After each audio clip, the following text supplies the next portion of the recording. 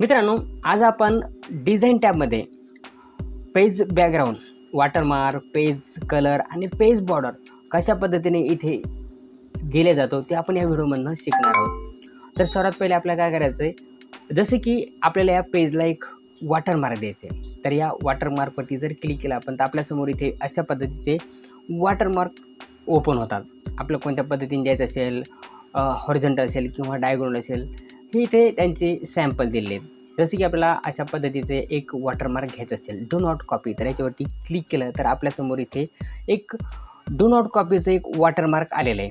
आता हे वॉटरमार्क आपल्याला आपले इन्स्टिट्यूट असेल किंवा शाळा असेल किंवा एखादी कॉलेज असेल, आपल्याला इथे त्या नाव द्यायचं असेल, त्या वॉटरमार्क इथे त्या नावाचं इथं वॉटरमार्क घ्यायचं असेल तर त्यासाठी आपल्याला परत वॉटरमार्कवरती क्लिक करायचं. इथे दिले कस्टम वॉटरमार्कवरती क्लिक केल्यानंतर एक विंडो ओपन होते. आता या विंडोमध्ये आपल्याला इथे दिलेले टेक्स्ट डू नॉट कॉपी इथे क्लिक करून हे पूर्ण आपण डिलीट करून इथे आपल्याला जे पाहिजे ते आपण इथे नाव टाईप करू शकतो. जसं की मी इथे लक्ष्मण नाव टाईप केलेले, लक्ष्मण ठाकरे, आणि त्यानंतर इथे ओकेवरती आणि किंवा अप्लायवरती केलं तरी हे अप्लाय होऊन जाणार. आता इथे जर बघितलं तर इथे आपल्याला एक नाव दिसतंय लक्ष्मण ठाकरे. हे आपले मी इथे एक नाव घेतलेले आहे. आता याला थोडंसं आपण एडिट करू. तर परत वॉटरमार्कवरती क्लिक करायचं, इथे कस्टम वॉटरमार्कवरती क्लिक करायचं. आता हे जे विंडो आहे इथे आपल्याला दिसतंय एक सेमी ट्रान्सपरंटवरती क्लिक करायचं. त्यानंतर अप्लायवरती क्लिक करायचं. अप्लायवरती क्लिक केल्यानंतर बघा इथे थोडंसं आपल्याला बदल झालेला दिसतो, थोडं डार्क दिसतं. किंवा आपल्याला चेंज करायचा, त्याचा कलर थोडा वेगळा घ्यायचा असेल तर आपण इथे क्लिक करायचं. याच्यावरती क्लिक केलं कलरवरती तर आपण इथनं कलर आपण तो सिलेक्ट करायचा. त्यानंतर अप्लायवरती क्लिक करायचं. तर अशा पद्धतीने आपण कलर सेट करू शकतो. किंवा आपल्याला याची साईज कमी जास्त करायचं असेल तर साईजवरती क्लिक करायचं. इथे वेगवेगळ्या प्रकारचे साईज दिलेले आहे. त्यानंतर अप्लायवरती क्लिक करायचं.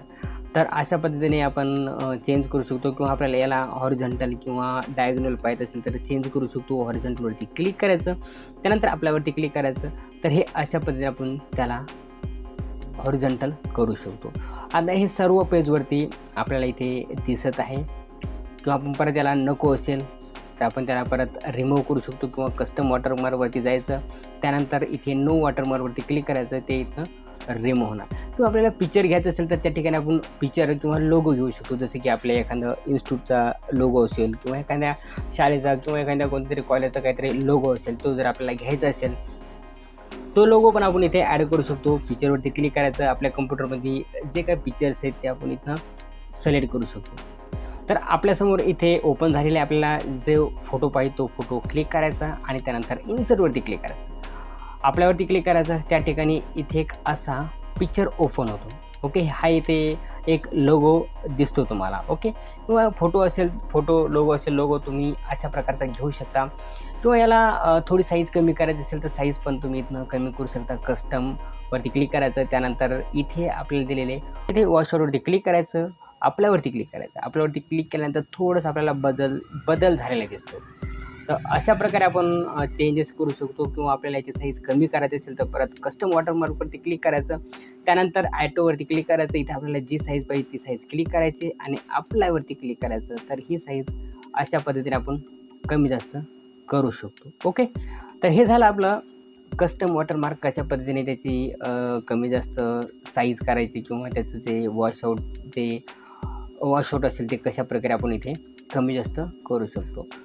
त्यानंतर आपल्याला बॅकग्राऊंडला रिमूव्ह करायचं असेल तर रिमूव्ह वॉटरमार्कवरती क्लिक करायचं. अशा पद्धतीने आपण वॉटरमार्कसुद्धा रिमूव्ह करू शकतो. तर आपल्यासमोर एक अशा प्रकारचं एक वॉटरमार्क आहे.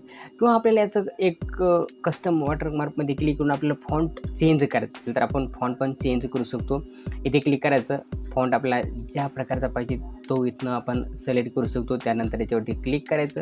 क्लिक केल्यानंतर आपल्यावरती क्लिक करायचं. आपल्यावरती क्लिक केल्यानंतर आपल्याला इथे दिसत आहे ते थोडंसं मी याचं अजून चेंज करतो. एक वेगळ्या प्रकारचं इथनं वॉटरमार्क आपण देऊ शकतो. आपल्याला कोणत्या प्रकारचं वॉटरमार्क पाहिजे असेल ते वॉटरमार्क आपण इथनं घेऊ शकतो. ओके, तर हे अशा प्रकारचं वॉटरमार्क आपल्याला इथे दिसत आहे. आपल्याला कशा प्रकारचं वॉटरमार्क पाहिजे असेल ते आपण इथनं घेऊ शकतो. आपण कलर पण चेंज करू शकतो. आपल्याला कोणत्या प्रकारचा वॉटरमार्कला कलर पाहिजे असेल तो पण आपण इथनं चेंज करू शकतो. परत आपल्याला तिथं जायचं आहे, एक विंडो ओपन होते, कलरवरती क्लिक करायचं.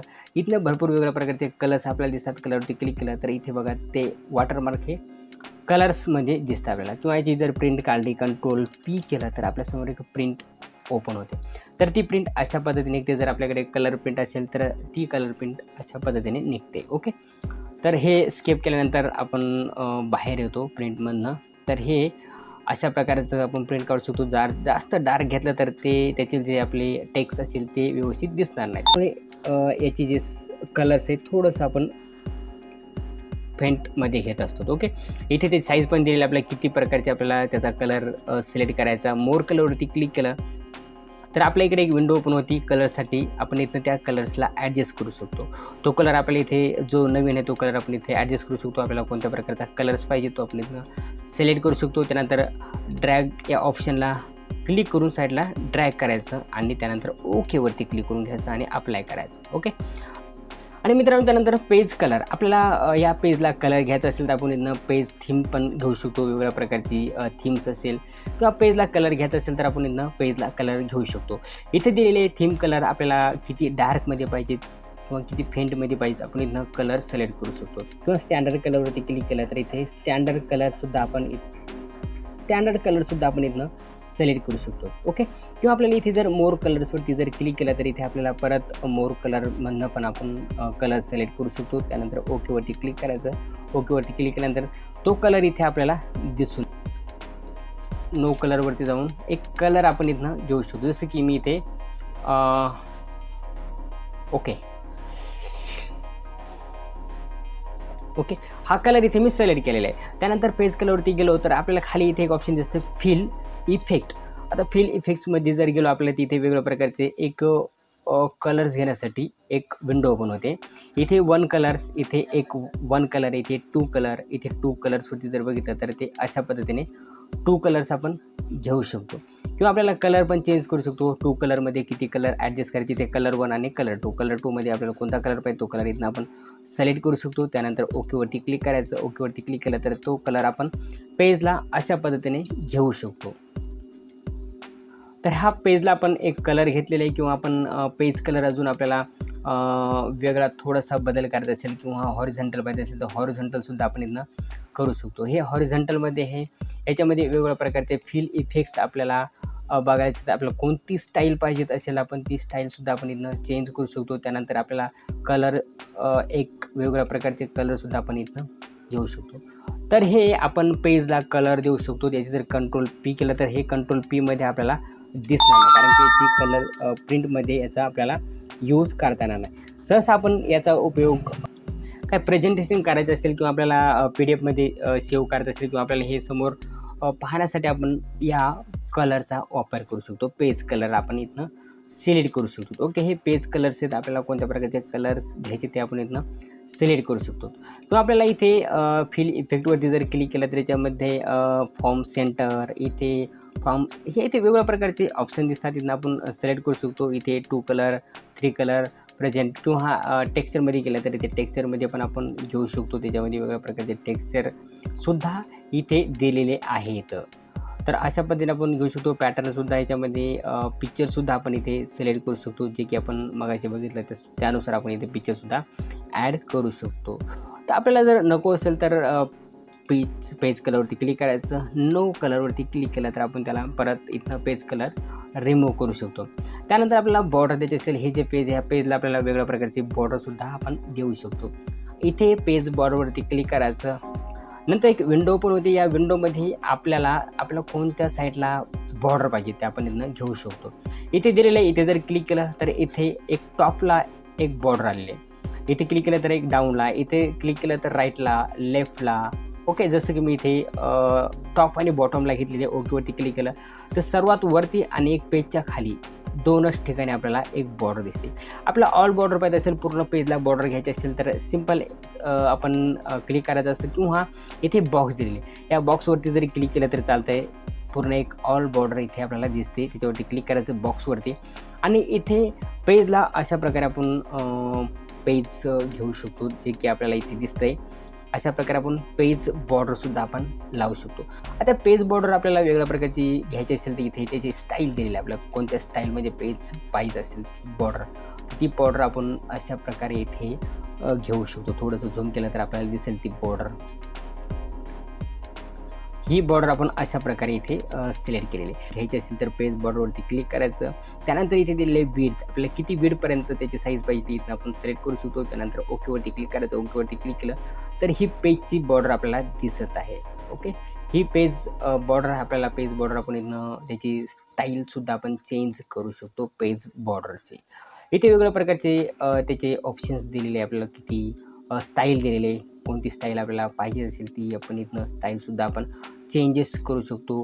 आता पेज बॉर्डरमध्ये इथे जर बघितलं तर इथे कलर्स पण सुद्धा आपण सिलेक्ट करू शकतो. कोणत्या प्रकारची कलर्स पाहिजेत किंवा त्याची स्टाईल कशा पद्धतीने पाहिजे ते पण आपण इथनं सिलेक्ट करू शकतो.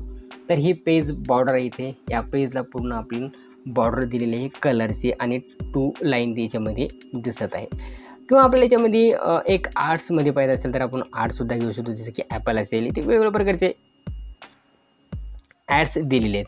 ओके, हे आपल्याला ज्या प्रकारचे पाहिजे त्याच्यावरती क्लिक करायचं. त्यानंतर ओकेवरती क्लिक केलं तर इथे अशा प्रकारचे इथे जे पेज बॉर्डर दिसत आहे आपल्याला, किंवा पेज बॉर्डरवरती क्लिक केलं तर परत आपण इथनं आर्ट्सवरती क्लिक करायचं. इथे वेगवेगळ्या प्रकारचे आपल्याला आर्ट्स बॉर्डर दिसतात. ओके, याच्यावरती क्लिक केलं तर हे बघा पूर्ण आपल्याला पेजला एक बॉर्डर दिसत आहे.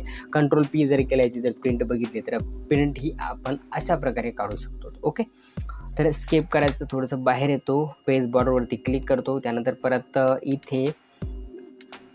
इथे जरी विड्थ दिलेली आहे, आपल्याला किती विड्थ पाहिजे ती इथं आपण कमी जास्त केलं तर तुम्हाला इथे दिसत आहे. म्हणजे विड्थ याची आपण जर वाढवली तर ती स्टार दिसतात, ते साईज त्याची थोडीशी मोठी दिसते. म्हणजे त्याची विड्थ आपण वाढवल्यामुळे, त्याची विड्थ जर आपण कमी केली तर ती साईज थोडीशी कमी होते.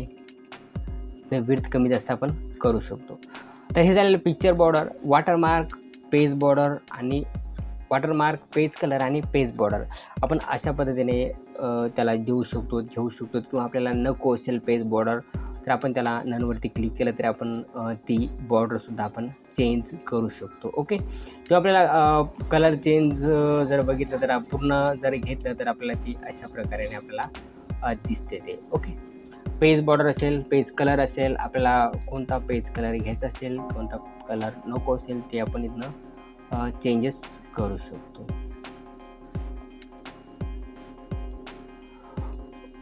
वॉटरमार्कवरती क्लिक करायचं. Custom watermark, colour change, in this colour red colour and apply. Do not this copy. तर मित्रांनो, डिझाईन टॅबमध्ये आपण पेज बॅकग्राऊंड कशा प्रकारे आपण इथे ॲड करू शकतो ते इथे आपण घेऊ शकतो. ते पूर्ण आपण डिटेलमध्ये शिकलेलं आहोत. आणि मित्रांनो, अजून या चॅनलवरती नवीन असाल चॅनलला सबस्क्राईब करा आणि लाईक शेअर जरूर करा.